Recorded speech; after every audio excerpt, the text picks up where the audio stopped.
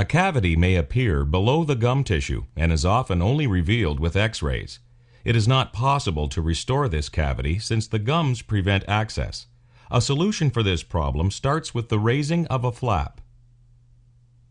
Different instruments, including the dentist's drill, are used to reduce the bone height, and this new bone architecture is prepared to support the gums in a lower position on the root of the tooth. The new bone topography must follow all the previous peaks and valleys. The gums are then repositioned on the prepared bone, which now supports the gums below the cavity. The cavity can now be accessed. In this situation, a resin filling is used to restore the cavity. The cavity is accessible and removed, followed by the resin placement. The reason the procedure is called crown lengthening is because the crown tends to look longer after the procedure.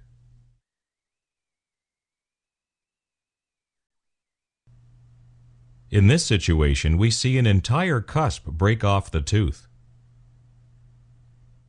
If the tooth breaks below the gums, we cannot restore it, as in this case. To save the tooth, we can do several procedures.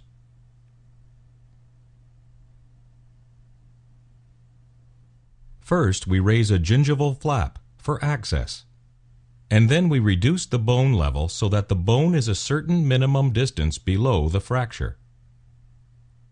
Different instruments, including the dentist's drill, are used to reduce the bone height, and this new bone architecture is prepared to support the gums in a lower position on the root of the tooth. The flap is repositioned and sutured into place. After healing, the tooth can now be restored.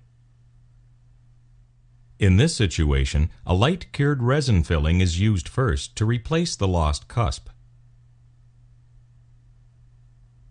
This may be adequate in some situations, but the best way to restore a tooth with a large fracture is with a crown. The tooth is prepared and the crown cemented on top. Initially, there may be gum spaces missing between the teeth, but if the distance between the bone and the contact point is less than 5 millimeters, the tissue will eventually fill in these areas.